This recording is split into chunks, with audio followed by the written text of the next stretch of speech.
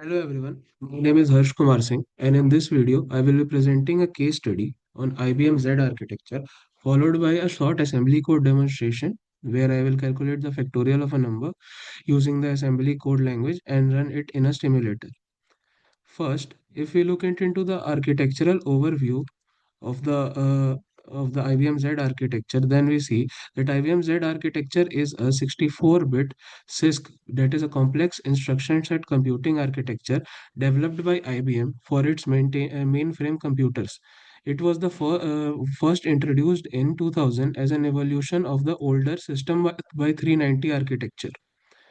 The main goal of Z architecture were high reliability, availability, scalability, and security, making it ideal for large-scale enterprises and financial applications like banking, cloud computing, and transaction processing.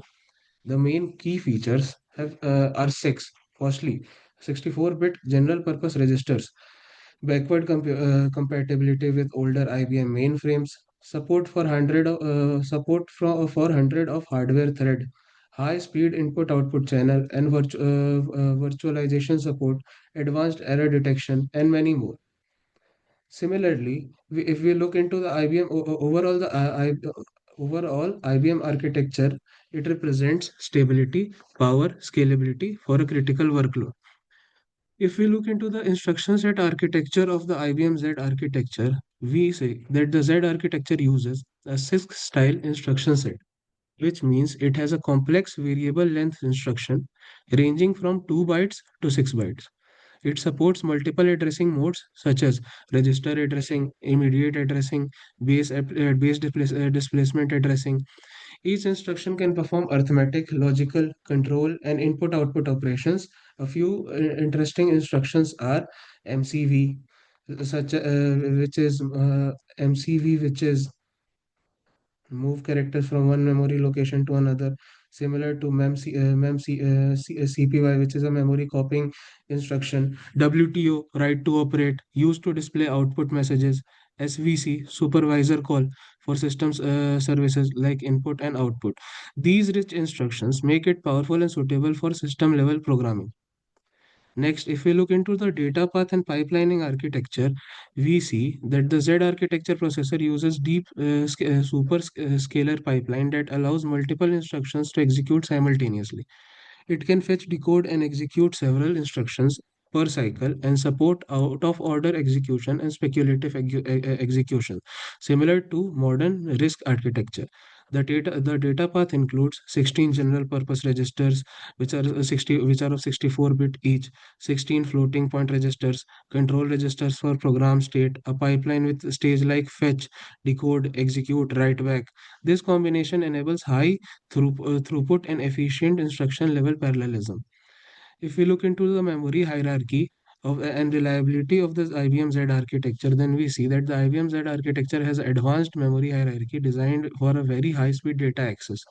It typically includes L1 cache, which is which has a separate instruction and data. L2 and L3 cache shared among cores. Many more using DDR5 or other or later technologies. Virtual memory addressing up to 16 exabytes. The architecture also supports RAIM, redundant array of independent memory, a special fault tolerant system that protects against memory chip failures.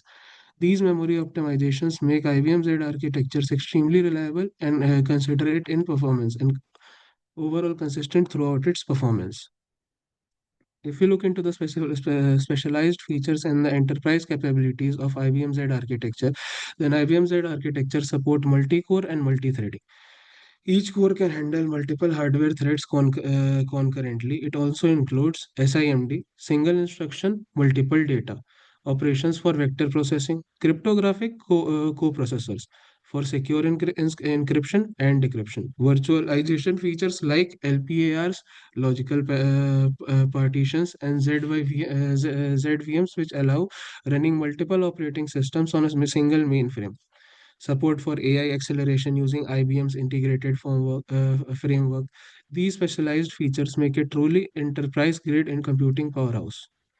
Further, if we look into the historical and the significance of the architectural computing, then we see that historically IBM's architecture is one of the most reliable and long-lasting architectures in computing history. It's known for backward compatibility. Programs written decades ago can still run today with little to no modification. When compared to other architectures like MIPS is risk-based, emphasizing specificity emphasizing simplicity and speed. IBM is CISC-based, emphasizing capability and flexibility. MIPS is ideal for education and embedded system, while IBM Z is designed for enterprise mainframe and banking. This shows how IBM Z architecture balances complexity and reliability for critical workloads. Overall, this is how the entire IBM Z architecture works. Now I would like to show you how the code of IBM Z architecture runs. First, let me show you the code and explain it to you one by one. Give me a second.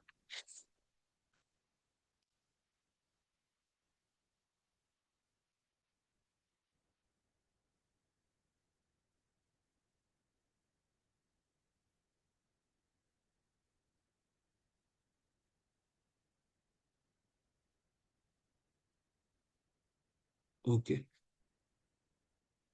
Here's a simple factorial program written in assembly language for IBM Z architecture. The program initializes the number to 5, set the factorial result to 1, and then multiplies the result by each integer from 1 up to 5 using a loop. The key instructions used here are LA, which is load address, L load, MR multiply, CR compare, BH branch if high, WTO write to operate for output. If I explain the code line by line, start 0 marks start of program at address 0. Main CSECT defines the main control section, which is overall the program's body. Using main 15 uses register 15 as the base register for addressing. STM 14, 12, 14, 12, 13 bracket 13 saves register content for safety before computation.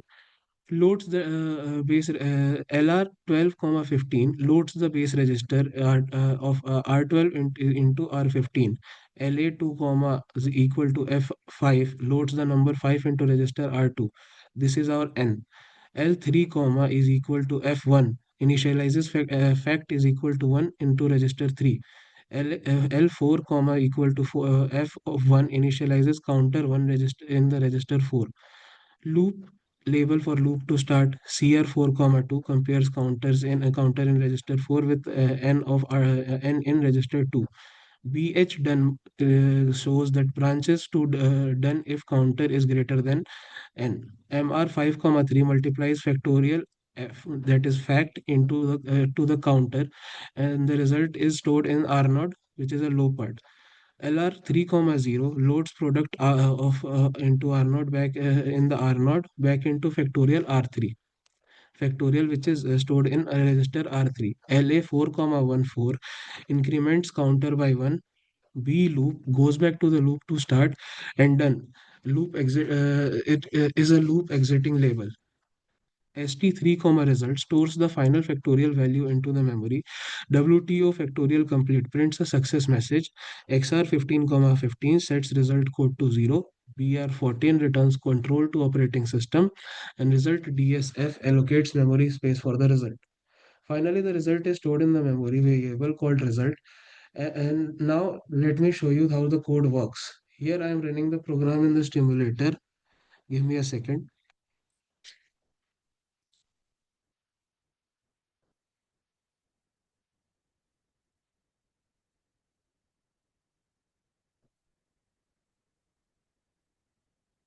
Give me a second.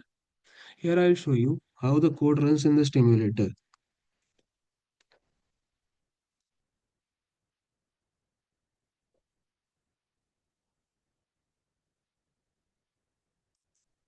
Maps, we select the file maps ASM.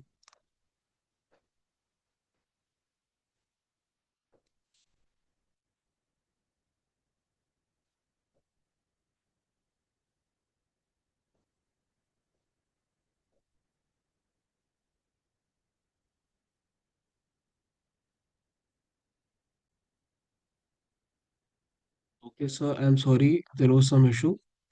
So I was going to show you the code demonstration. Give me a second.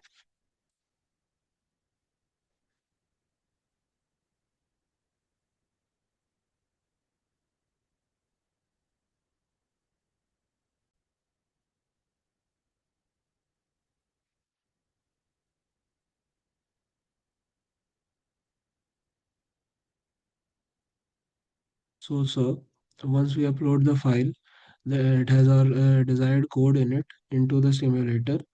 It uploads the file. Then if I run, and the console appears on which if I enter the number 8, I get the factorial of the number 8, which we are searching for.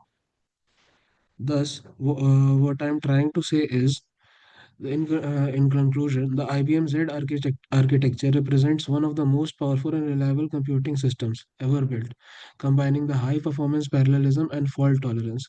Through this small assembly program, we have seen how many simple tasks like factorial computation showcases the strength of IBM's instruction set. Thank. Mm, that's all from my side. Thank you, sir, for viewing my presentation.